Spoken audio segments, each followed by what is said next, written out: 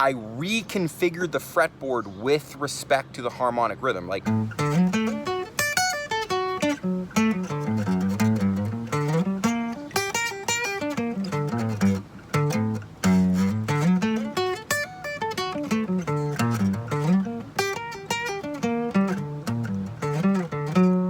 when the chord changes, so does my pathway, right? All right, let's talk about the true definition of improvisation in music, because this is drastically misunderstood. Okay, I know a lot of people think improvisation is completely spontaneous, unprepared musical performance, and it couldn't be further from the truth. In fact, I don't personally enjoy music that is completely unprepared and then performed. I don't like that. So when I call myself an improviser, I am not referring to that at all. So the best way to understand improvisation is to think about it like an athlete. I think basketball gives the best metaphor here. So think about like Michael Jordan. Okay, how did Michael Jordan prepare for basketball games? Well, we can think in terms of prepared strategy. Okay, prepared strategy. He had many strategies prepared. From his experience playing basketball, he could think of strategies that would be useful to him during the game, right? So what is practice and preparation for the game? Well, it's essentially rehearsing strategies, right? More strategies, the better, right? So then what happens in the game, though? How do you deploy those strategies? Improvisation. You're improvising the deployment of the strategies, right? So think about this when in music, it's the pathway mentality, right? Instead of using the term strategy, we can use the term pathway, melodic pathway, chordal pathway, right? We prepare pathways in music, okay? And we deploy those pathways improvisationally in performance, depending on what the moment is calling for, right? So practice for improvisation is all about pathway construction, right? That's the thing people completely miss. It's like, okay, if you don't have pathways prepared going into performance, you have nothing to improvise with, right? That's the thing. And most people are thinking in terms of licks, and they're not thinking in terms of pathways. Now, this is such a huge mental shift. It seems so subtle, but it's so crucial, right? Because problem with a lick is it doesn't have any malleability, right? And most of the time, a lick is from muscle memory anyway, right? Like your hands are just like automatically like playing the same sequence of notes like every time. That's what a lick is, right? But a pathway, right? A pathway is something that can be traversed in many different ways. So not only do you prepare pathways to deploy those improvisationally in performance, also each pathway has an unlimited amount of ways it can be used when we think about it in terms of rhythm, okay? And that's the whole breakdown of the lick mentality, is that licks are not thought of in terms of their potential to be used with rhythmic variation, right? Like a lick usually implies you're playing the same sequence of notes in the same rhythm.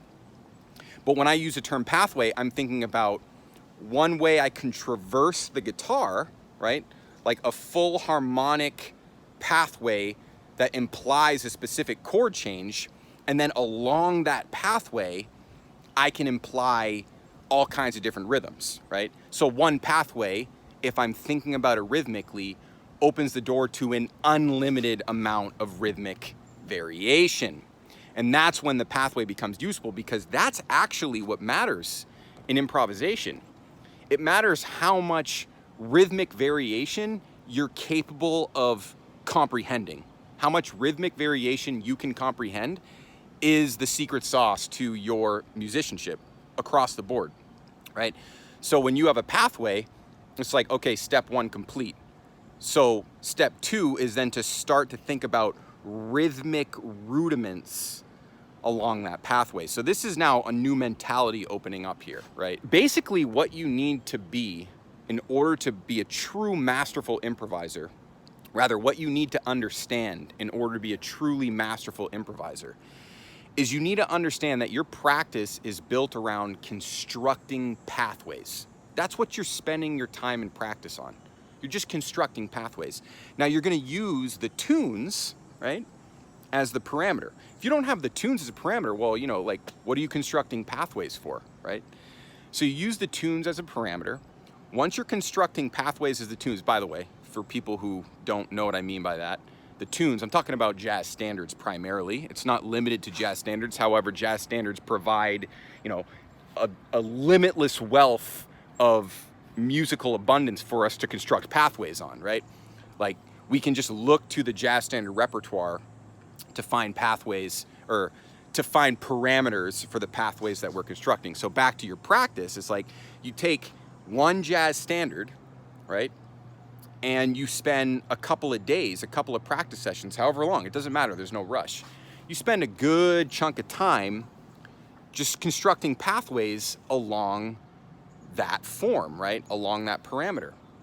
And once you've at least gotten one pathway that can take you through the entire tune, and I actually say this a lot to my students, is like, you only need one, really. You only need one pathway. Now that's assuming you have a rhythmic imagination. And that goes back to, what are you practicing? You're creating one pathway through a form, and then you're generating rhythmic variation along that pathway. That is what your practice looks like, right? Because what does that do for you in the moment of performance? What does that do for you in, you know, improvisation, like live music making? Well, it gives you something to hang your rhythms on. I use that term, hang your rhythms, right? Because ultimately when you're improvising, you're just thinking about rhythms, right? Like, you're only improvising rhythms. You're not really improvising notes, right? The notes support the rhythms, right? So once you have a pathway, well, then you just have something to improvise rhythms with. So that's why your rhythmic imagination it's the keys to the kingdom. I mean, that's the biggest skill you need to develop. And one place you can look to develop that would be rudiments, right? Look at rudiments. Now, I've been thinking about making this like epic Adam Jones video because I love Adam Jones, and Adam Jones is a really, really good example of a guitarist, actually a musician, period, who uses rudiments. He uses rudiments really, really well.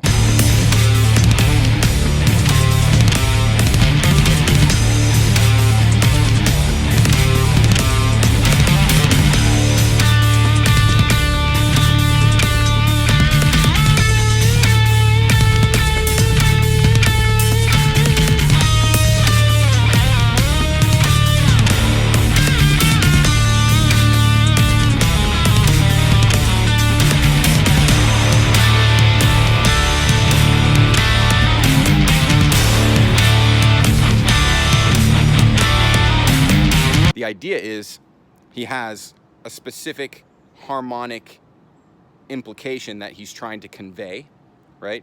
And then once he has all the notes on the fretboard lined up and he sees, okay, I can touch this note, I can touch this note, right? He sees that. Then he turns those into rhythmic rudiments. Now he's got language, right? So it's all about combining your rhythmic rudiments with your pathways. All right, so probably a lot of you are thinking like, oh, he's gonna have an example here? Yeah, let's do an example. All right, so let's see if I can. Right, so here's the pathway. D major.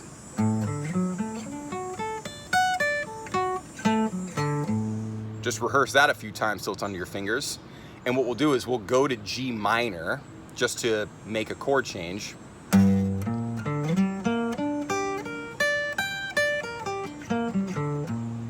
Back to D major, right? So now what I'm gonna do is I'm gonna play some rhythmic rudiments along those pathways. First, get that feel, right? How about 1 and a 2 and a 3 and a 4? That's a rudiment. What are some others?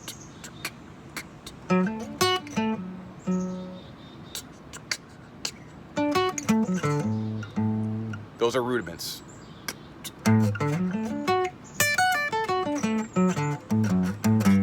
I do? I just hit that chord change, right? All right, let's zoom out for a second, because we got those rhythmic rudiments on one pathway, right? Right, those are rudiments. Anything you can really just latch onto rhythmically that feels effortless under your fingers, that just moves along the pathway that you've defined, that's a rudiment, okay? For G minor, I'm gonna do the same thing, like. Those are rudiments.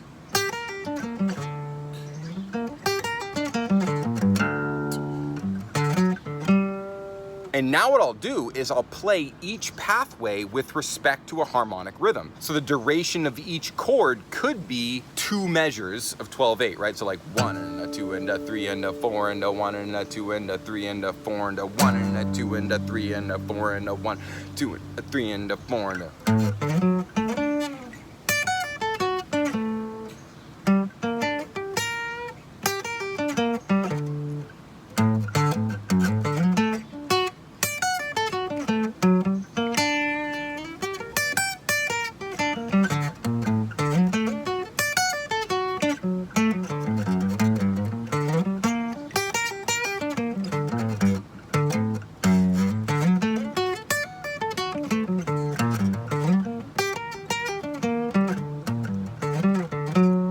There we go, right? That's an example of improvisation, how it actually works in music. You see, I created 2 different pathways, a D major pathway and a G minor pathway. That's it, right? I had one pathway for each of those chords. I didn't deviate from the pathways in when I was improvising. I purposely just used only the notes along those pathways, right? And then I moved with respect to the harmonic rhythm. I reconfigured the fretboard with respect to the harmonic rhythm. Like when the chord changes, so does my pathway, right? What most people are doing is they're overcomplicating the entire thing, and they're getting overwhelmed thinking, yeah, but there's like a million chord changes and there's all these different keys. You know, I've been teaching music for a long time, okay? I'm probably one of the best teachers in the entire game. And that's because I realized that if somebody can just understand chord changes in one small context, like the one I just showed you, like 1 and a 2 and a 3 and a 4 and a 1 and a 2 and a 3 and a 4 and a change, 2 and a 3 and a 4 and a 1 and a 2 and a 3 and a 4 and a, right? Somebody can understand, okay, there's your harmonic rhythm. You can hear exactly where the chord changes. So now can you reconfigure the fretboard just like your ear can hear where the chord changes? Can you visually see the fretboard change when that harmony changes? And the answer is abso-freaking-lutely you can. You just have to practice it, right? And I just showed you one way to practice it, right? I came up with a little parameter, which it was 2 chords, right? It's just 2 chords only, just vamping on that and being very deliberate about marking the change from one chord to next. That's my practice, right? I'm ingraining the pathways and I'm thinking about rhythmic rudiments along those pathways. And as a result, I'm experiencing true improvisational freedom. But notice that it's only freedom because I'm inside this very specific parameter, right? That's the paradox of freedom.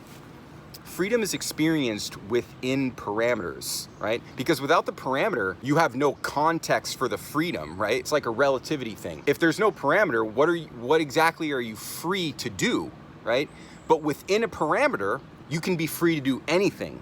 Without a parameter, you know, it's just infinite chaos is what it is. And I think most people are stuck in infinite chaos. So I hope this was very enlightening.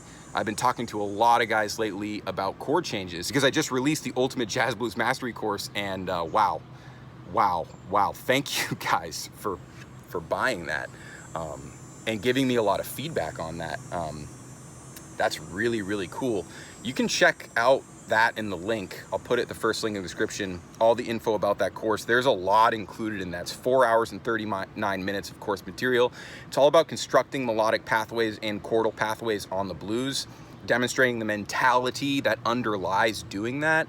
And so I'm getting a lot of feedback from people who are taking that course and who are realizing that they were just overcomplicating, you know, the entire situation. You know, they're thinking they need like what I'm calling pathways. They're thinking, oh, I need like 100 pathways. It's like, no, you don't. You only need one. You only need one pathway to take you through a specific form. Once you have that pathway, every rudiment that you constructed on that one pathway will equally apply to another pathway, right? So it's all about just mastering one singular pathway. And in the Ultimate Jazz Blues Mastery course, I show you exactly how to do that in the context of the jazz blues, right? This form here, right? What some people call the complex blues. And if what I'm saying is making sense to you, you should definitely click the first link in the description. I'll show you every module of the course, every last detail that's included in that course, all explained first link in the description. So click on that and I'll talk to you soon.